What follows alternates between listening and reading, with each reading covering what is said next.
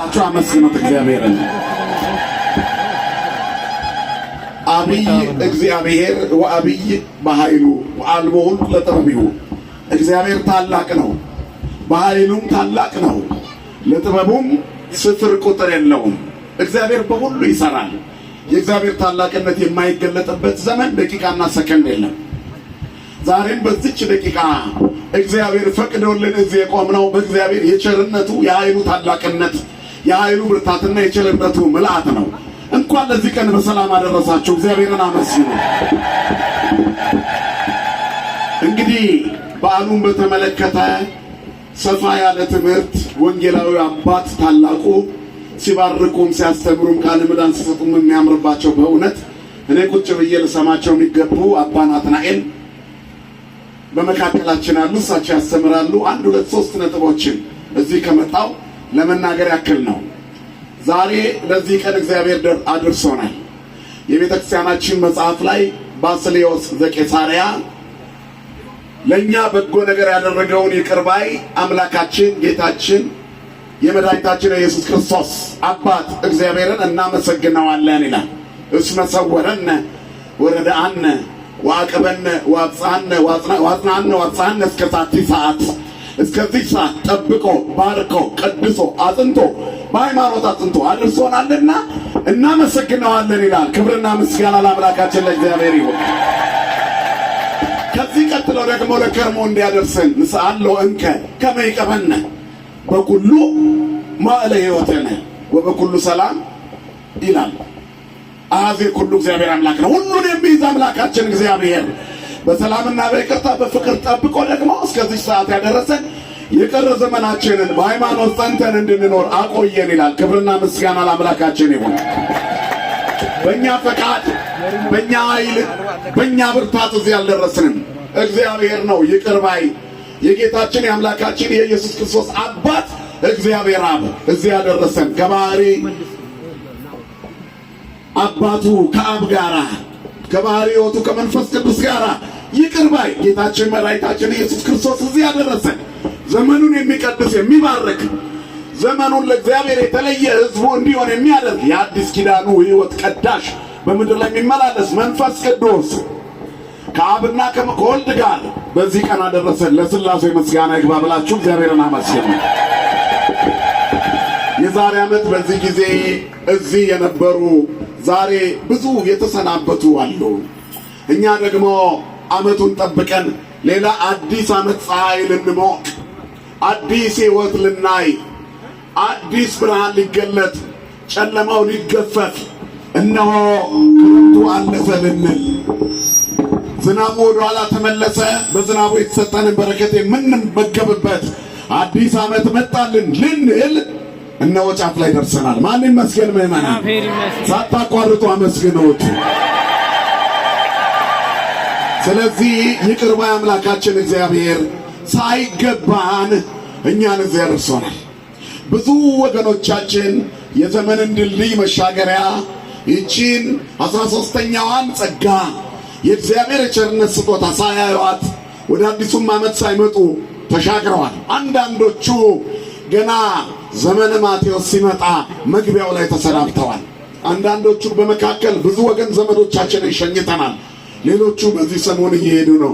እኛ ግን ዛሬ ሰማይ ለሚከፈትበት ቀን ለርኅወተ ሰማይ ለዕርገተ ጸሎት ጸሎታችን ለሚያርግለትበት ቀን የዓመቱ የክብረ በዓል መካተቻ የመጨረሻው ታቦት ወጥቶ የምናይበት 2017 ዘመነ ማቴዎስ ጫፍ ላይ ደርሰናል። ክብርና ምስጋና ለአምላካችን ለእግዚአብሔር ይሁን። ታዲያ በዚህ ቀን ይህንን ትልቅ በዓል እግዚአብሔር እንድናከብር እግዚአብሔር በኃይሉ ታላቅ የሆነ እግዚአብሔር አንድ ገናና መልአክ ተጠቅሞ እኛን እየባረከን ይገኛል።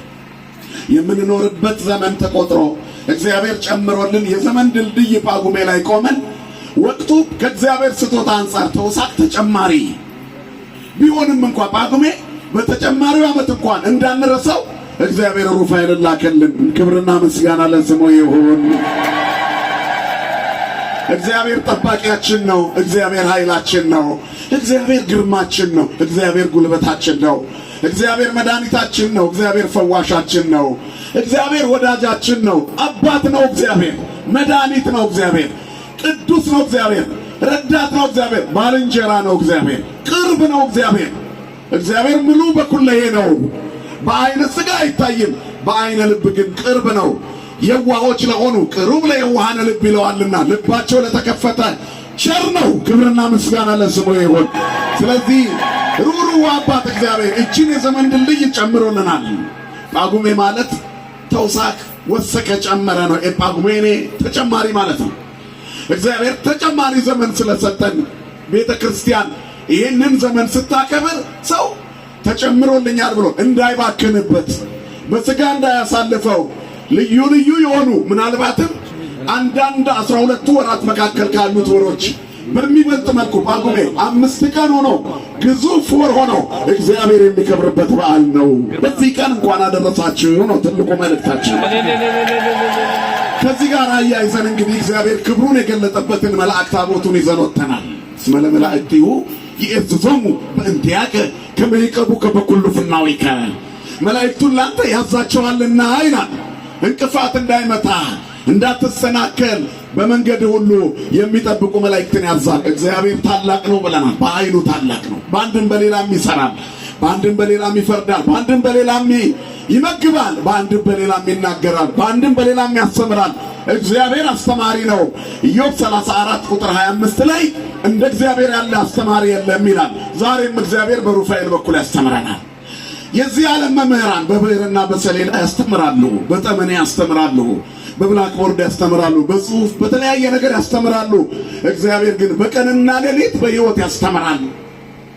እግዚአብሔር ዓለምን ለማስተማር የሚሄድበት መንገዱ እጅግ ድንቅ ነው። ወአልቦ ለጥበቢሁ ለጥበቡ ቁጥር ስፍር የለውም። እናም ዛሬም እግዚአብሔር በጳጉሜ ውስጥ ያስተምረናል።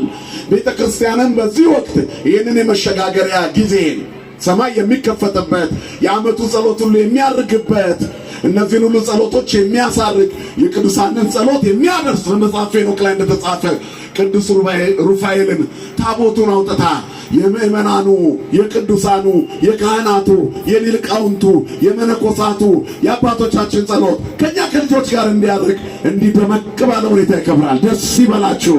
የተዋህዶ ልጅ የመሆን ክብሩ ይሄ ነው። እግዚአብሔር የማይከብርበት ዘመን የለም። እግዚአብሔር የሚዘነጋበት ዘመን የለም። እግዚአብሔር የማይነግስበት ዘመን የለም። እግዚአብሔር ሁልጊዜ ታላቅ ነው። ምሉ በኩለሄ ነው። ለቀዳማዊነቱ ጥንት ለዳህራዊነቱ ፍጻሜ የለውም። እግዚአብሔር የማይመለክበት ጊዜ የለም። ሰው ግን እንዳይደክም አስታዋሽ ያስፈልጋል። ስለዚህ እግዚአብሔር ታላቅ ነው። ዛሬም በቅዱስ ሩፋኤል ታላቅ ነው። ልዩ በዓል ነው ዛሬ የምናከብረው። አንደኛ የምናከብረው የዘመን መባቻ ጫፍ ላይ ሆነን በዋዜማው ነው።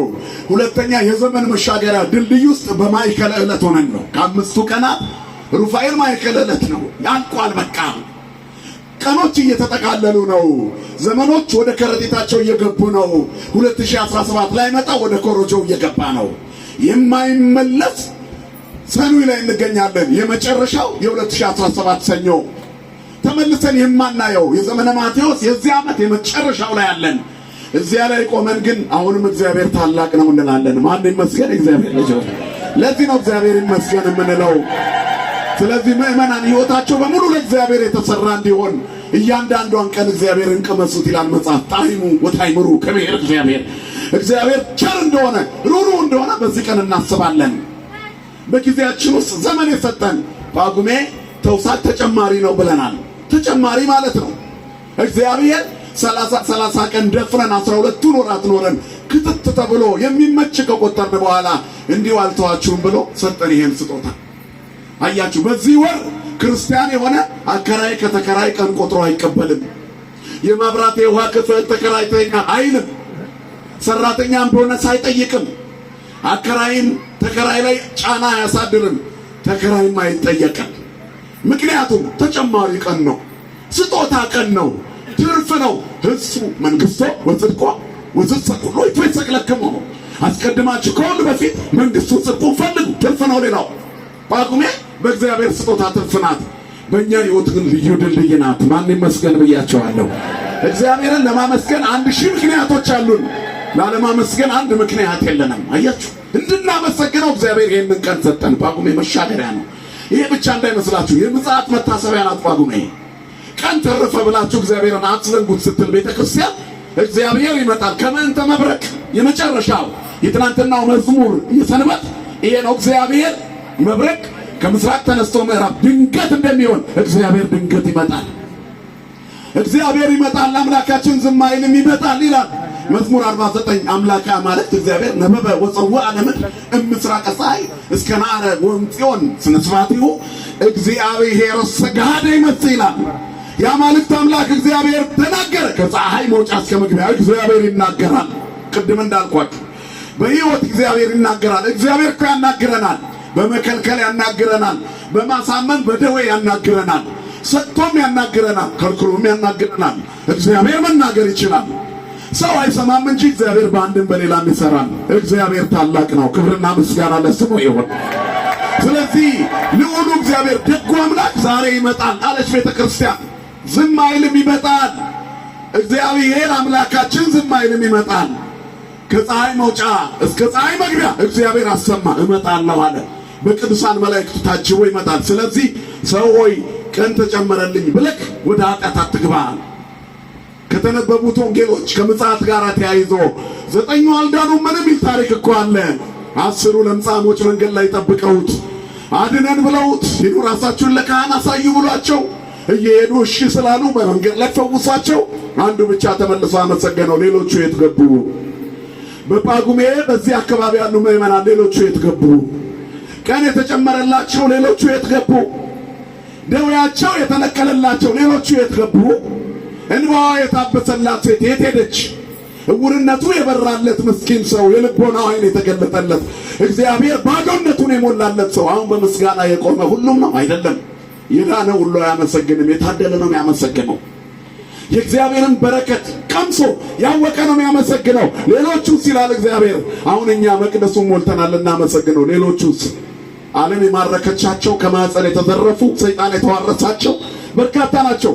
ለነዚህ ሁሉ ደግሞ እንደገና በዛው እንዳይቀሩ በማግስቱ ትላንት ምጽአቱን ባሰብንበት ማግስት ሰው የሰይጣን አሽከሮ ነው እንዳይቀር አዛዚኤልን አስሮ ታች መቀመቃት የጣለው ታላቁ መልአክ ሩፋኤል ነገሰልን በእግዚአብሔር ኃይል። ክብርና ምስጋና ለአምላካችን ይሁን። ከሰባቱ ሊቃነ መላእክት መካከል በሶስተኛ ደረጃ የሚጠራው ሩፋኤል ስሙ የእግዚአብሔርን ፈዋሽነት አዳኝነት የሚናገር ነው። ሩፋኤል ማለት ፈዋሽ፣ አዳኝ፣ መድኃኒት፣ ሕይወት፣ አጽናኝ እግዚአብሔር ነው ማለት ነው። የእግዚአብሔርን አጽናኝነት፣ የእግዚአብሔርን ፈዋሽነት፣ የእግዚአብሔርን አዳኝነት በቅዱስ ሩፋኤል ስም ውስጥ እናገኛለን። ስም ባህሪንና ግብርን የሰው ልጅ ሁለንተናዊ ማንነት ይገልጣል። ስሞቻችን ከእግዚአብሔር ጋር እንዲገናኙ እኮ ነው ቤተክርስቲያን በ40 እና 80 ቀን ስንጠመቅ ስመ እግዚአብሔር የሚያውጅ ስም የሚሰጠን ለዛ ነው። ወልደ ማርያም፣ ገብረ ማርያም፣ ኃይለ ማርያም የሚባሉ ስሞች እግዚአብሔርን ክብር እንዲያውጁ በትርጓሜያቸው እግዚአብሔር እንዲገለጥበት ነው።